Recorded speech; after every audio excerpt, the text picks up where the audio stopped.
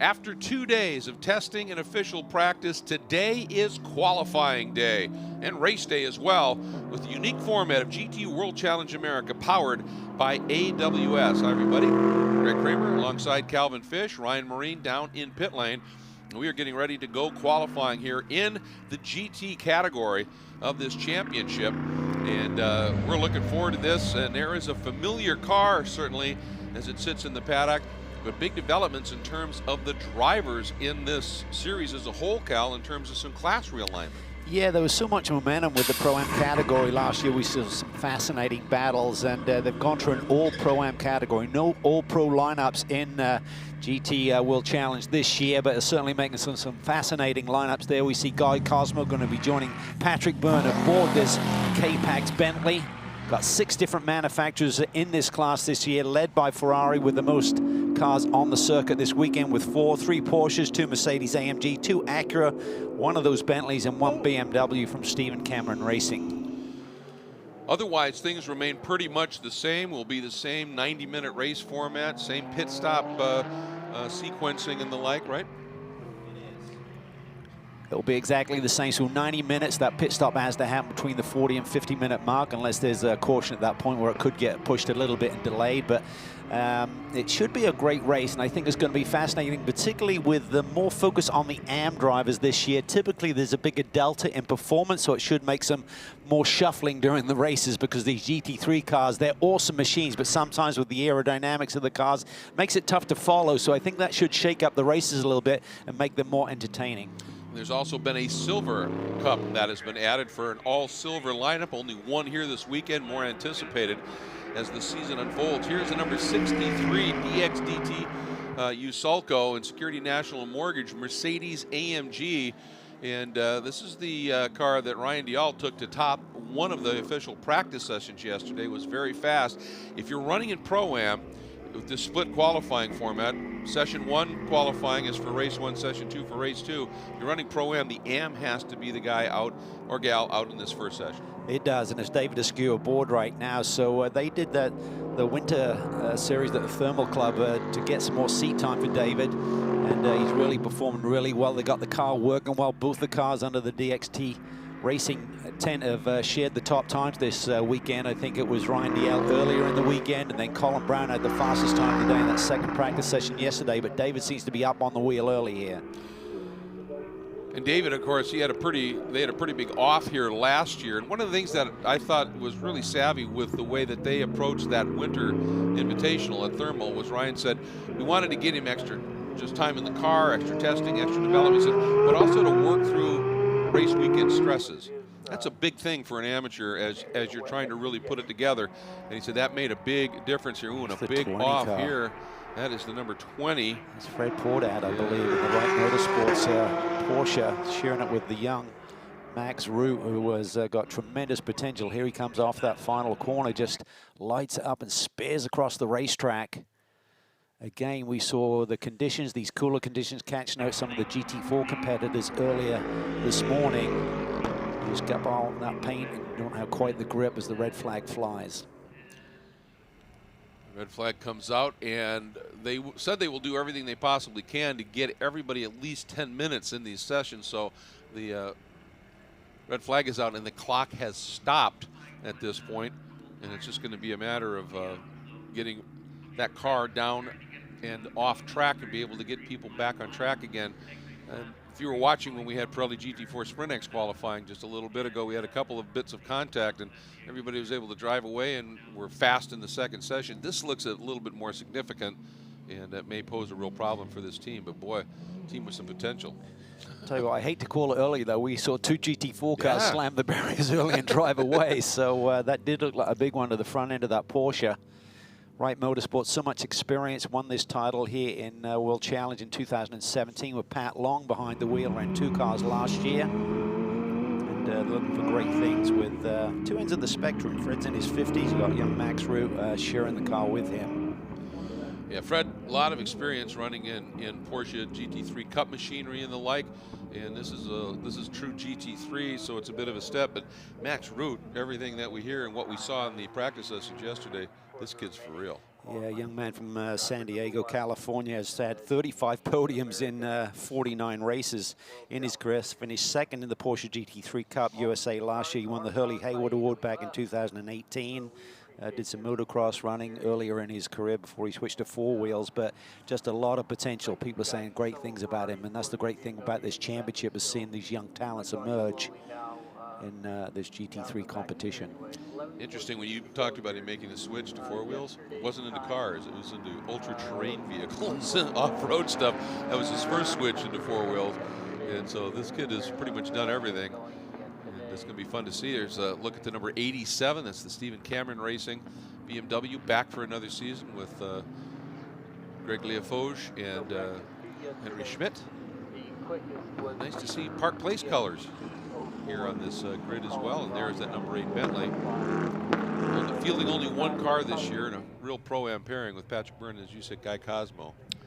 One car here, but they're very busy. They've got their GT4 program that they run under the Flying Lizard banner, of course, but also going to be running the SRO Endurance Championship over in Europe this year. So it's been a busy week for that group. They were over in Germany last week at their new base, getting ready for the first test at Paul Ricard next weekend. They flew directly here. They'll fly directly to France after this weekend is over to start their testing and early season campaign. Looking at the monitors, if you're wondering, you know, are there lap times up there? No, for the simple reason that it was that first lap when the incident happened and it went red, and when a full lap hasn't been completed, basically then the lap never actually unfolded. That's why it's not showing any times. Everybody's queuing up and getting ready to go here.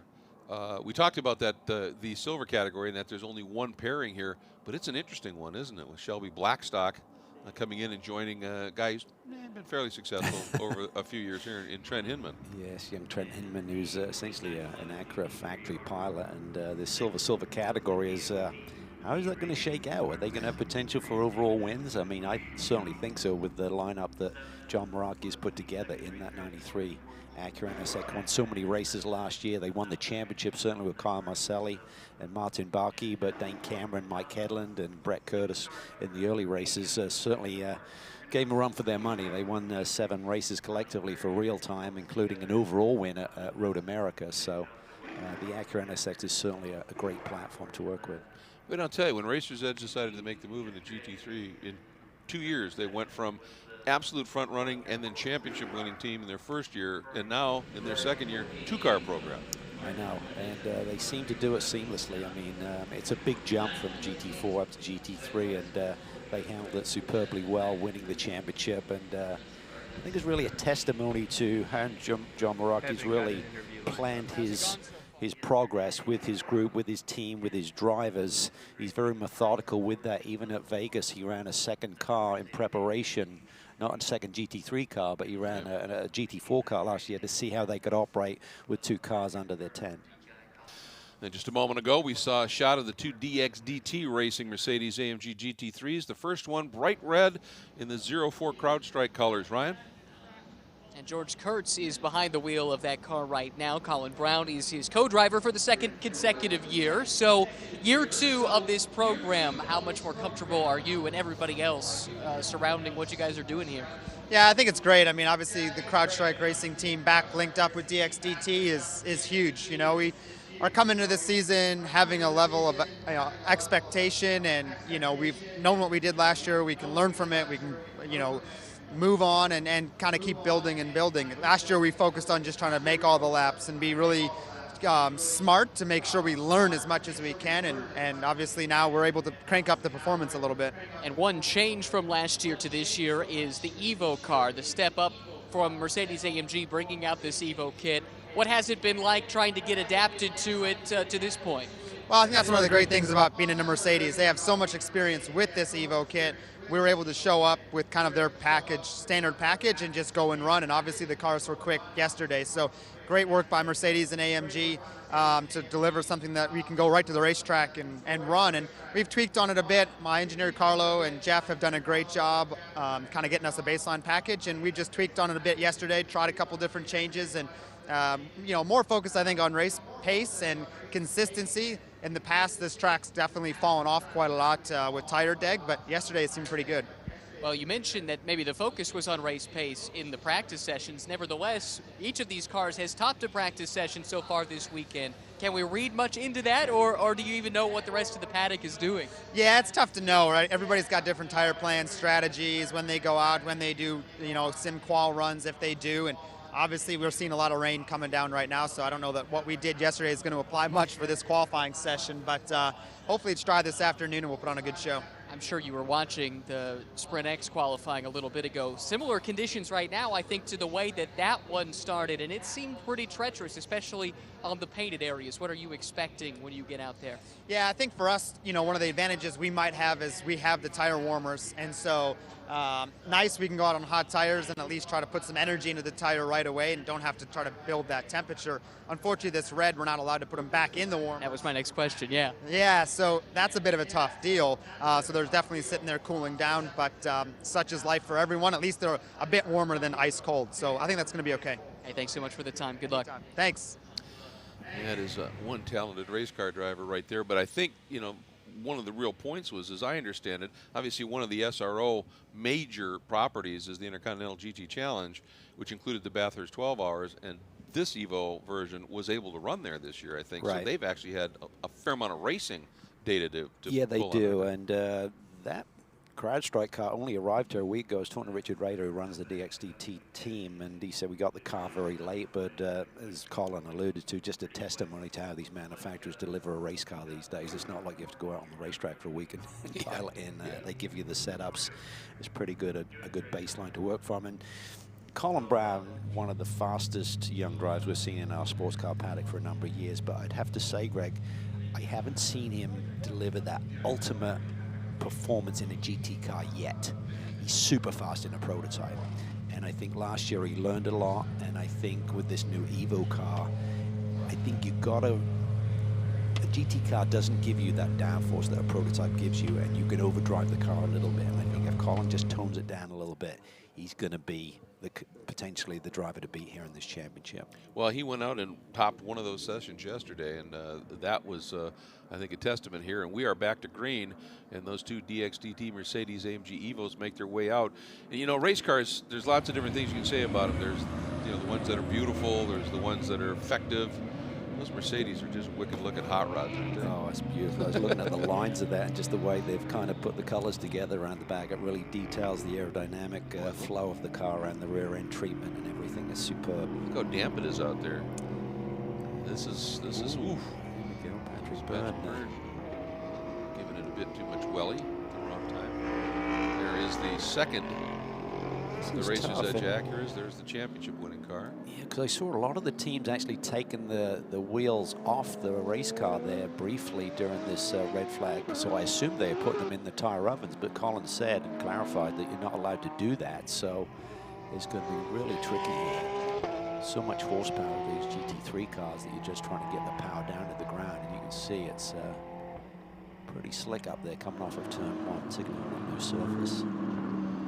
A lot of tiptoeing that's going to be unfolding here. Now I do need to clarify the number 33 Windward racing entry of the father-son duo, Bryce and Russell Ward. That Mercedes is not the new Evo. That is the pre-Evo package. And so of the three that are here, you talked about the Ferraris that are here, three of them as well. And nice to see the number 24 entry. That's the TR3 machine. If you've been watching our coverage over the past few years, you recognize the graphic package on that car. It's just running a different number, but it's a pretty cool development. They got a very fast Italian, at one point was a factory driver, Matteo Cresoni, driving that car. But Ziad Gandour, who ran last year in the Ferrari Challenge, and in the they have 4 categories in Ferrari Challenge, and in the Trofeo Pirelli AM category. He tied on points for the championship, lost it on a tiebreaker because the guy named Neil Gahani had one more win. But Ziad was really interested in this. He has a nickname called Z-Hog, and he earned it when he did rally racing when he was a younger guy. And so that's a great story. And then the 2 entries from Vital Speed, and they have upped their game, haven't they? There they are, those 2 yellow machines with the blue stripes. Yeah, on board one of them is Jeff Westphal. He's got a very busy year ahead of him. He seems to be running in every sports car championship, both nationally and globally. Oh, 6 car goes around. It's just really tough right now to get that temperature up. Richard Beck behind the wheel of the 6 machine right now, I believe. Yes. No, actually, it's Mark Gizza, I think. Yeah, he's co-driving with Mark Gizza, who also comes up through Ferrari Challenge, was the Copa Shell runaway champion a couple of years ago. George Kurtz there hard into the ABS. You could just see him trying to whoa that car down. Really deep, manages to keep it together. It's one of the benefits with this GT3 machinery, the electronic aids that will give you a lot more grip and give you a bit of a safety net in these tricky conditions. And again, this is, if you're in a Pro-Am pairing, it is the AM that has to go out. And you got to feel pretty confident, especially when it's a Porsche and there's sketchy track conditions. Having James Safronis out in Porsche as an AM driver at this track, he currently sits second. He does, and a lot of experience there in that camp this weekend. He's sharing the car this weekend with Jerome Bleekemolen, one of the fastest GT drivers globally. And they got Brad Kettler engineering that car this weekend. Brad's a legend, really, in terms of Le Mans. He's been part of 6 victories at Le Mans 24-hour race over the course of his career, and he's really enjoying his time here with GMG. Said he's going to be on board this year, particularly taking care of their GT2 sports club program a little bit later in the season. He's a diamond that they mined. Wow. So 7 minutes left in the session here. Be interesting to see. And it looks like the track is now, it's tough to tell because there are spots on this track that might be dry, there are spots that are wet, and then there's this intermediate. Well, here. The problem is if you take it too carefully, you're not generating any energy in that tire, and you're not getting the tire temps up. So there'll be a point where suddenly you'll get the grip, you can push it further, get more tire temp. But if you're underneath that threshold, you're going nowhere, and the car feels awful. So you have to kind of get brave at a certain point and start to load that tire up and get that temperature going. Get going quick enough to get the aero to help you with that. That's a big deal. But that's one of the mind things to overcome. I've often called that downforce, aero downforce, false grip, because you have to just believe it's there because you don't necessarily feel it sometimes. This part of the racetrack looks pretty good. Yeah, the final couple of ones, I say that, James, has a big twitch there. Wait, it's not perfect. It's pretty good. Let's see what he does here. I have a feeling this lap might put him up on top.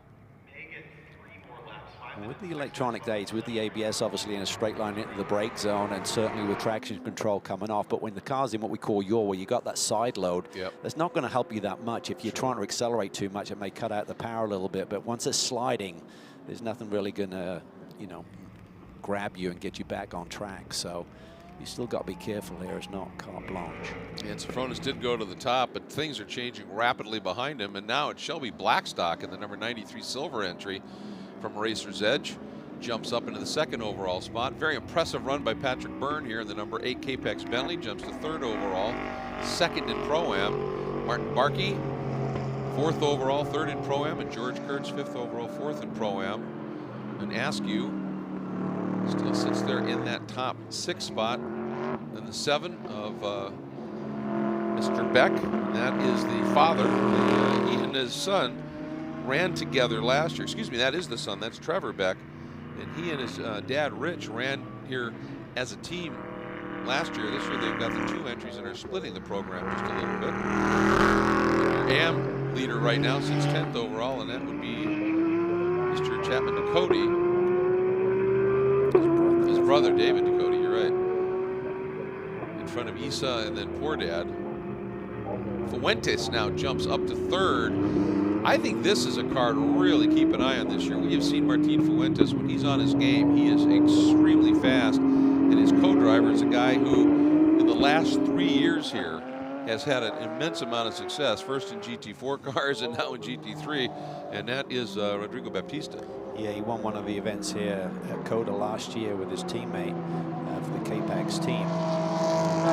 Just a brilliant young talent, so it's great to see him back. He's running with K-Pax over in Europe, but he wanted to compete on North American soil again this year, and he's doing that and teaming up with Martin. They're going to be a fun group, and kind of two opposites in terms of personalities. Rodrigo doesn't really say a lot, does he's talking on the racetrack, and Martin certainly one of the most energetic competitors that we have, so I think he may bring young Rodrigo out of his shell a little bit this year.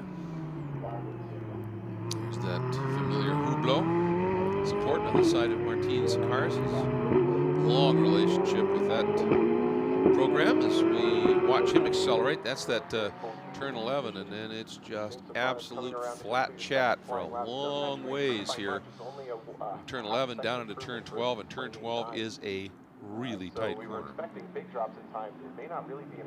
Through here, and now it's really technical. You just got to really hit your mark through this section. You see cars struggling for grip there. Someone flies off down through the brake zone. Martin there was squirming there, trying to get the power down out of turn 12. Someone just overshot the corner right behind him. Super tight, technical, and then you start to unwind it a little bit here, up through this triple apex corner. 16, 17, 18 has been resurfaced, as you can see. Resurfacing takes you all the way through turn 19. Track limits always an issue through this section of the racetrack because the stewards really believe if you exceed them here, you're going to gain a lot in terms of lap time advantage. Exit of this corner in particular, isn't it? 19 is very often see cars way wide there. Nice job by Martin. See what happens here. Still Sofronis. He's lowered his time to a 2:28.928 for Sofronis here. Let's see what Fuentes is able to put up. 2:31.8, so a bit off that time by Sofronis. Patrick Byrne just set his personal best lap. It's starting to really come down out there. Yeah, it really is. So maybe we've seen the best time. So maybe Sofronis' lap right now will not be beaten. Don't see many green sectors going up in terms of personal best, let alone purples for overall. There's James. I think he was just pushing it a little bit more. He was loading that car a little bit earlier in the session, was getting the grip and getting the lap time out of it. You can see with Martin, he was just up on top of the surface, just couldn't get that Ferrari gripping up and giving him the cornering speed and the lap time he was looking for. Shelby Blackstock still sits second overall with his 2:32.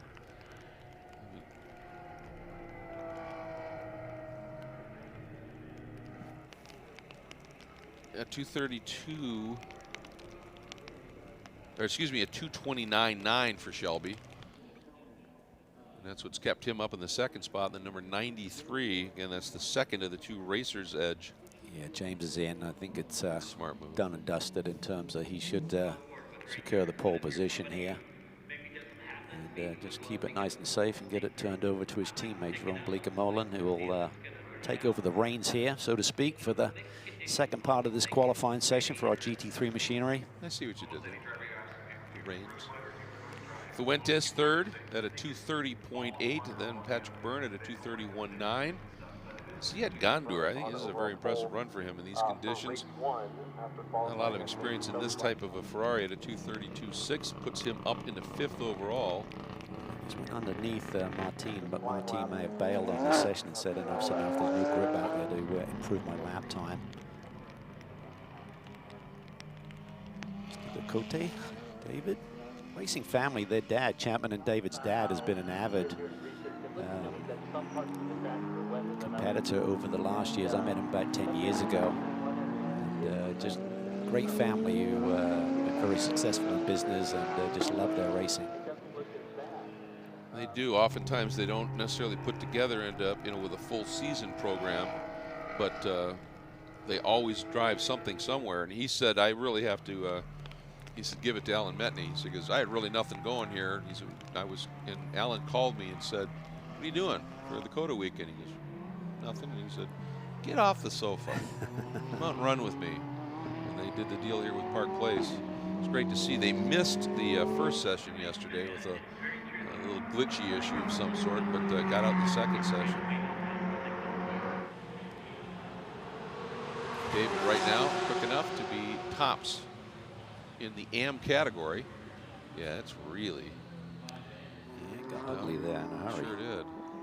So wets will be the order of the day in terms of the tyres going on for this second part of GT3 qualifying. And the tire reg that they have in terms of allotment and how you can use them is for the dry Pirelli P0 slicks. The wets is pretty much free, so they don't have to worry about that too much, and you can see they are ready with them. Yeah, well, certainly you'll have the strategists to think lovely and got an extra set to play with for the remainder of the weekend. I'm going to use them up for this part of qualifying. As the checker is now out, so provisionally, it looks like Mr. Safronis in the number 14 Global Motorsports Group machine. Brad Kettler. There he is. As well. We had a discussion with Brad yesterday and said the orders run before. He said never, and then he just pulled out his notebook. I had all the lap times from his session. He said, look at the consistency. Like a 12-lap run, you're only done lap time to within 2 to 3 tenths of a second of each other around this race circuit, which is over 2 minutes. Really, really impressive.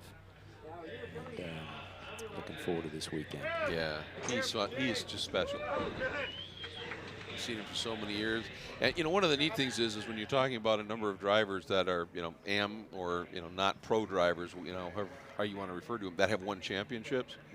Generally, you look at the co-driver and it says Jay Bleekemolen. Yeah, he is just that special. He hasn't necessarily, you know, he's won some championships, but he's always been that guy that that helps somebody else with their program. But you know, won a couple of Mach 24 hours in his classes and stuff, so pretty accomplished. So here's a look at the field here in terms of that qualifying. Again, that black number on the white background, that is the silver entry, and then the white number in the red backgrounds, that would be the AM category cars. You saw that spin by Marquisa, and then the incident right off the drop by Fred Fortiad. So they never set an official time. It'd be interesting to see whether that car is fixable to be able to get it out. I mean, they didn't look too bad, but you never can tell that punches and pushes everything back a little bit. Obviously, with the Porsches, they're always a little bit vulnerable on the front end there with the coolers and everything. But a 2:28.9 in these conditions, a great lap. Second quicker than Blackstock in the number 93 than Fuentes at a 2:30.8. And I believe our provisional pole sitter has crawled out from that beautiful number 14 entry, Ryan. That's right. Pole for race 1 goes to James Safronis in GMG Racing. James, it looked pretty wild out there, and it was only getting worse as the session went along. What was it like behind the wheel? Well, you were hoping it would get better as the tires would come in, and then you'd watch your predictive, and then it was just really tough. So you had to push in the spots where there was a little grip, but if you went a little bit over, the car would just give away. So it was about survival and just being smooth. And, you know, usually when it stamp out, maybe at the end, it's a little quicker, and it was going the other way. So I decided to come in, and it looks like it held up. So, was there a sense of urgency early in the session, thinking maybe these conditions are going to deteriorate? You got to get that lap in quick. Well, you know, in qualifying with these conditions, I just wanted to make sure I got a lap in before a red flag. We didn't even get that. So, you know, I've been doing this a while, and just figured, you know, get the lap in, and then we had the red, and then I knew, again, if the conditions get worse, every lap I pushed once I had a chance to go for it, and I think we crept down a little bit, and at the end it was just too crazy. I mean, the car literally with quarter throttle was just sideways on every corner, and so the straightaway was the only place I could take a breath. Easy choice then to put Jerome out on the wets? Yeah, I mean, obviously this guy knows what he's doing, and the track, the tires just won't come in slicks. So the safe bet is just get out there with the rains, feel the conditions.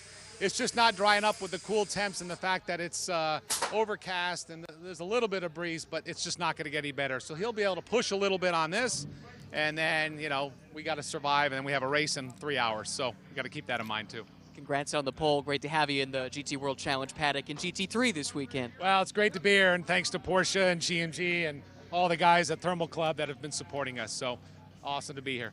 Thanks, Ryan. Yeah, one of 2 drivers here this weekend with over 200 starts in Pirelli World 27th Challenge. year of racing. 27th year, yeah. He has been doing it a long time. He and Tony Gaples are those two here. And you know, one of the things that when you think about making a commitment to a series, you go back a number of years, and James and his Global Motorsports Group, they are Southern Cal's huge prep shop for a number of European machines, but they've always really had this great relationship with Porsche. They actually created a line of aftermarket performance parts that were called WC tested. And I mean, that's the level of commitment he's had to this championship for a lot of years. Speaking of championships, there's the championship winning car from last year in the Pro-Am category from Racer's Edge, the MBRP Performance Exhaust entry of Martin Barkey and his co-driver Kyle Marcelli, who ended up for the second race here last year with an overall pole. Had 2 overall poles for the year, 3 wins on the year, and great to see them back. I think at a certain point last year, Martin wasn't sure if he was going to continue, and I think when the championship went to a Pro-Am for the overall opportunity, he said, sign me up, he's back, and he loves driving with Kyle Marcel, a young man who went into his office a few years ago, tried to sell him on some sponsorship. Martin initially said no, and then he kept knocking on the door, and they've worked well together over the years during various campaigns.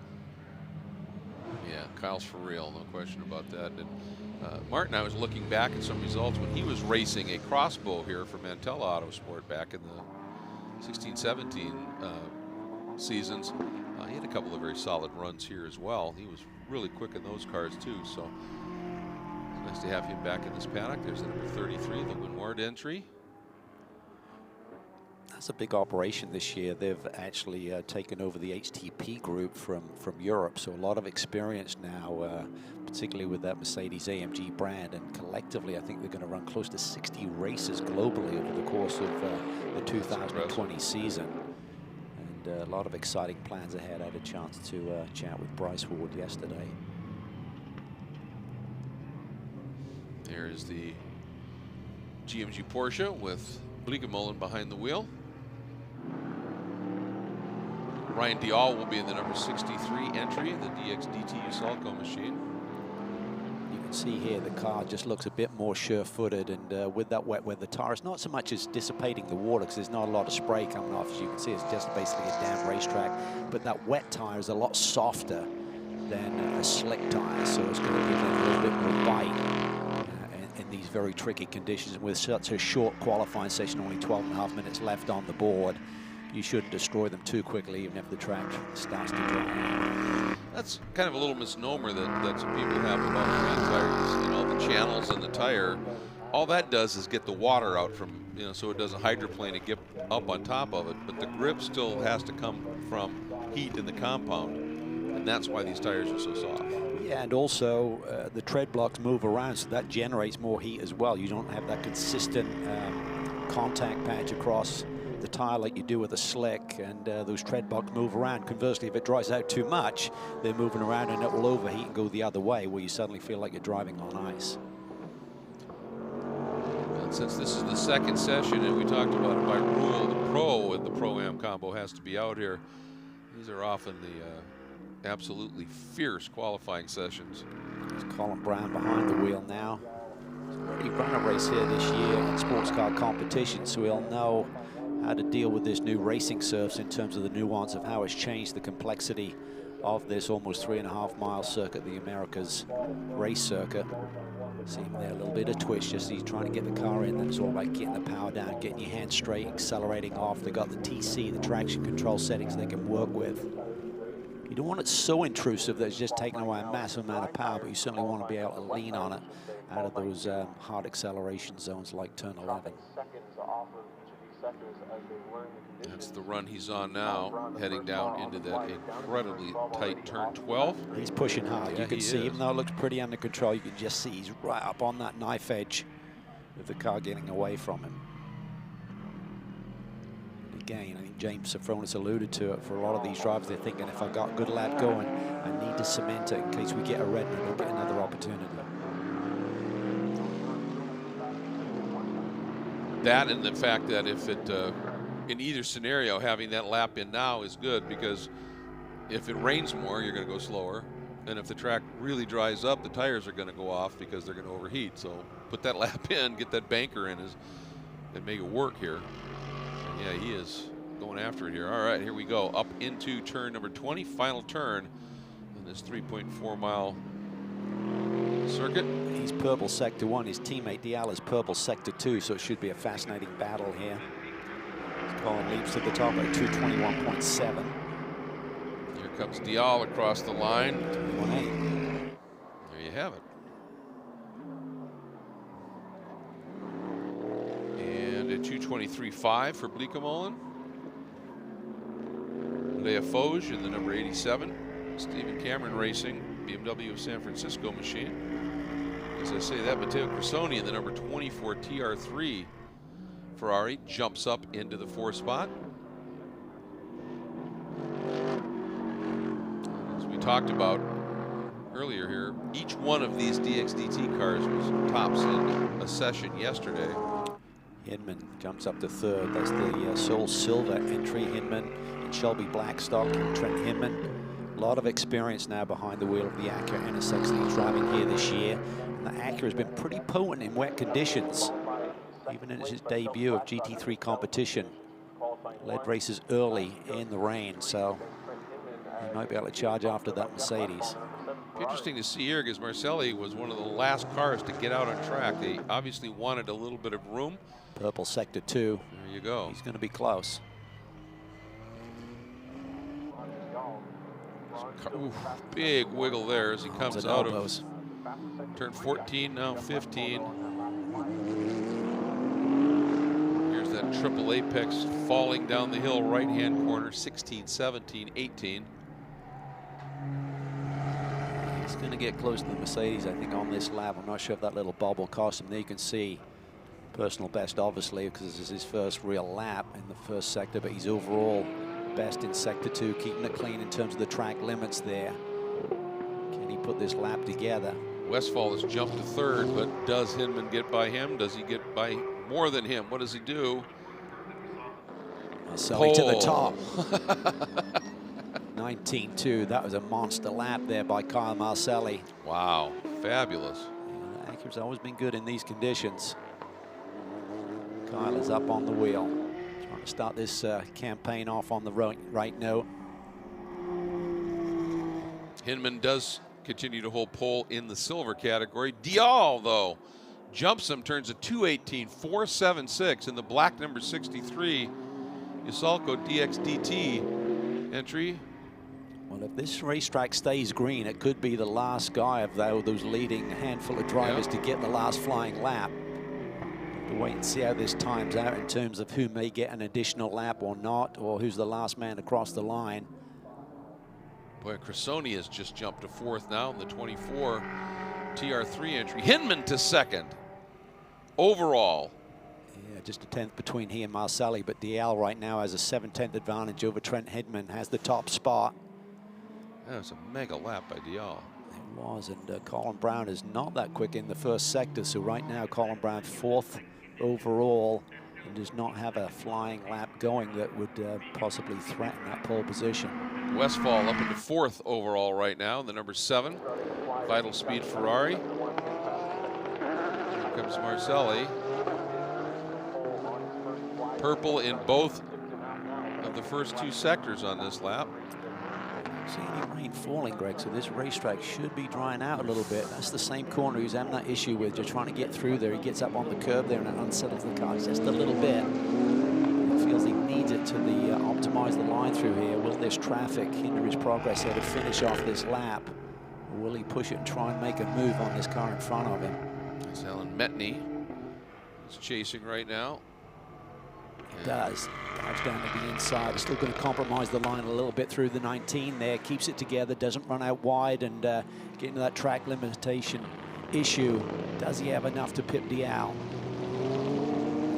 Onto the front straight we go. Here he comes. Does. A 2:17.344, Cal. And that could have been better. I think he definitely lost at least 2 or 3 tenths there by getting through that traffic there. That could have been a 2:16, I think. Fastest times we've seen from these guys here were mid-2:04s. This is a bomber day for that Canadian driver. That's true. That's true. This is nothing. And it shows by how quick he's reeling in cars here. Cosmo behind the wheel of the 8 car, just trying to get the grip level up in that Bentley. Here is Baptista. What can he put together?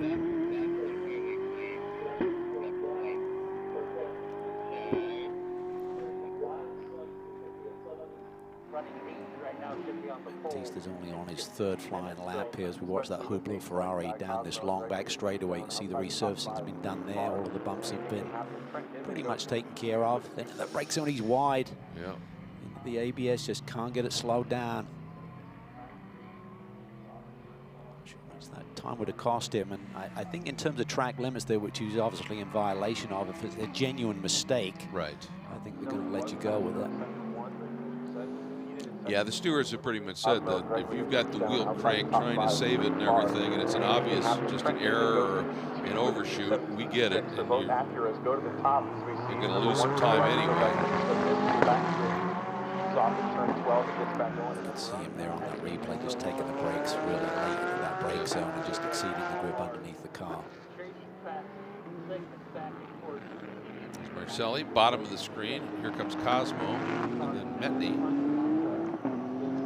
Metney, when he was here in the GT Cup class a couple of years ago, had a couple of good runs, had a pole as well. Battle at the top. So Marcelli has it over in the 80. The race's edge cars run 1-2 right now. Hinman is just 3/10 behind, but he's just set a new fastest first sector, but only by 100th of a second over Marcelli. So there's a great battle between those dynamite young drivers. You talked about that. The Acuras just always seem to have been very effective in the wet, hasn't it? There he is. It's Hinman. How much traffic did he get? Did not have a good second sector there, so I think he may have got balked a little bit. Yeah. That's probably going to take away the potential, and time is running shy here. Just 3 minutes to go, so he needs to really think about traffic up ahead and trying to set up a good final lap or 2 here. He should get 2 more laps, I think. So make sure you get a clean one here. The racetrack seems to be improving.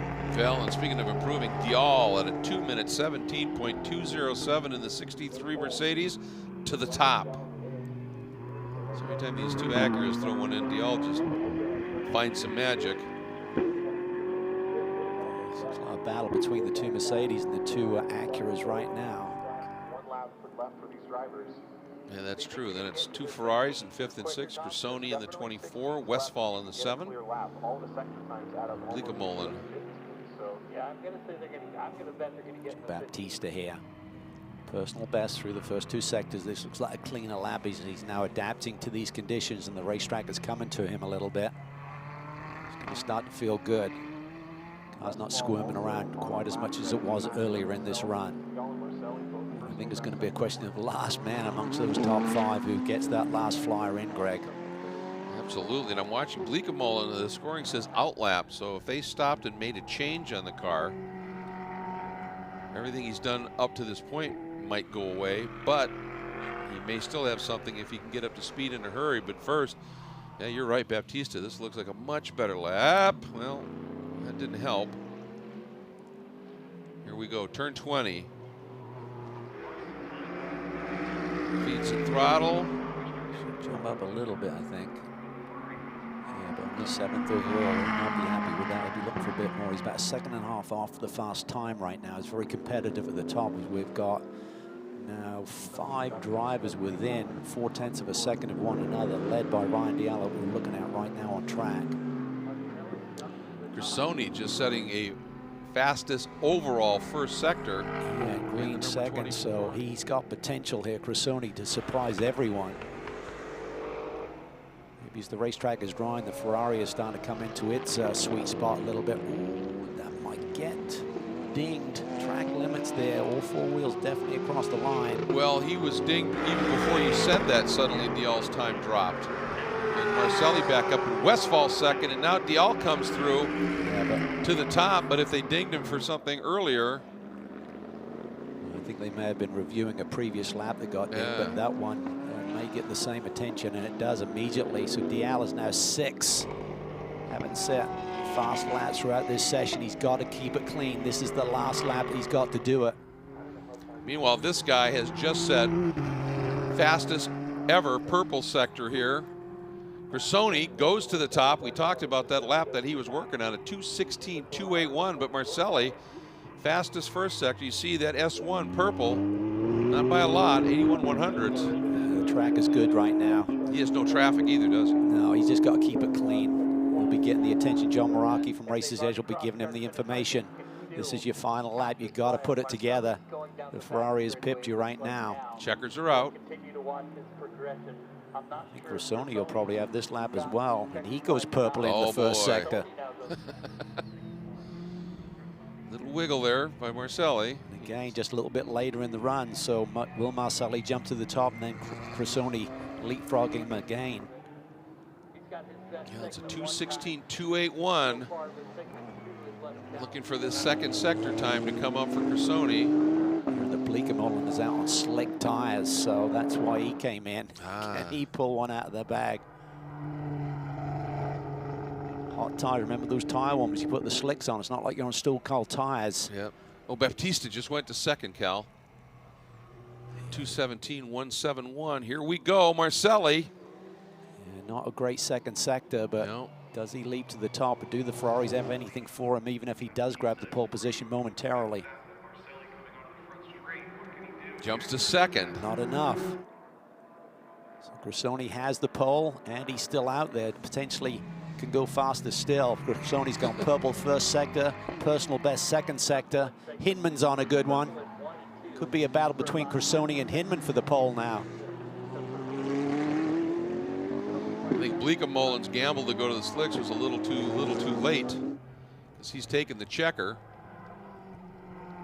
He probably needed a couple more laps on them. Exactly. Boy, he is just flowing this, isn't he? Yeah, the racetrack has come to their setup and has come to that Ferrari. What can Hinman do?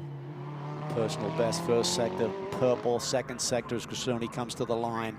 He had a 2:16.2. It's a 2:15.9 for Cressoni. Solidifying. Hinman to the top. And by a chunk, Cal, look at that time. Yeah, that was a beautiful lap that he put together, perfectly timed and showcasing that young man's abilities. Great lap. He is special. 2:15 flat, essentially. A 2:15.013, a margin of 9/10 of a second. We thought amongst the front runners would be the last man to get to the line, and that was the case there. The racetrack is evolving, getting a little bit better. Just remarkable. So it's the lone silver entry here that ends up in the pole in this one. Cressoni will be second overall, but pole in Pro-Am. Over Marcel. Oh, Baptista right at the end comes through, pips Marcelli for third overall, second in the Pro-Am category. Then Marcelli, then Brown, then Westphal. Dial ends up in the sixth spot. He had two very quick laps, but they were taken away, we presume, for the track limit. Yeah, be frustrated by that. Metney, Metney on the pole and Am over Richard Beck. And again for Bleekemolen, just missed time going to the slicks maybe by a couple of minutes. Cosmo, not really a representative lap. He just couldn't seem to generate the confidence in that Bentley in these conditions. Wonder if he was out there on slicks or something. His lap time is some 8 seconds down on the pole. Yeah, that's a very good point. They may have tried to go that route.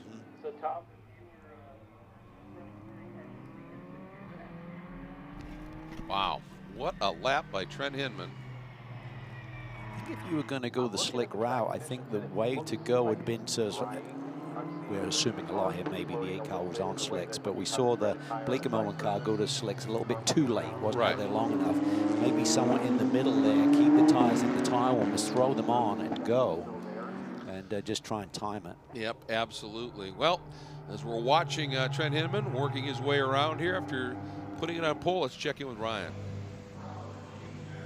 Well, Trent Hinman turned in a magnificent qualifying lap there right at the end of the session. His co-driver this year is Shelby Blackstock. You were watching like the rest of us. Did you think a 2:15 was achievable in those conditions? I didn't know what time was achievable, but coming to the last lap, we made sure Trent had a good gap. We knew the NSX GT3 car was good in these conditions, really in all conditions. and he was able to put in a great lap at the end. I had all the faith in the world in him, and we were pretty ecstatic, especially to throw down a 15-0. Yeah, really remarkable, and a huge gap to second as well. Now for you, you were out in probably the more difficult conditions during your session. Your first time in this car was earlier this weekend. So how challenging was that, getting used to your new environment in really tough conditions on track? It was definitely different. The biggest thing that was different was getting all the different aids and everything really set for that right lap. A little disappointed in myself. I think there was some room on the table. I might have could have gotten him, but overall I'm very happy to have a front row on my my first qualifying for the NSX GT3 with the Racer's Edge team. And we're expecting dry conditions for the race, so totally different than what we just did. Is the car fast enough in the dry to keep it up front? The car is fast enough. We did a lot of long runs, so I'm pretty sure we'll be pretty good during the race, but anything can happen, man. So it's racing, and that's what we're here all about. Glad to have you in the paddock this year. Thanks so much. Thank you guys for having me. Yeah, he's a great addition to this paddock, isn't he? Nice young man. Yep. He's done it right. He's really learned his trade and did some single-seater stuff. Was in the Indy Lights Championship for a while, but his home is here in GT. So here's a look at the field for this one, with Hinman putting it on pole for the second race of the doubleheader weekend, which will happen tomorrow. Then the Ferrari of Cressoni and Gondor. And then the Ferrari of Fuentes and Baptista. Barkey and Marcelli in the Acura. Brown and Kurtz in the Mercedes. Trevor Beck and Jeff Westphal in the Ferrari. David Askew and Ryan Dial will start 7th overall.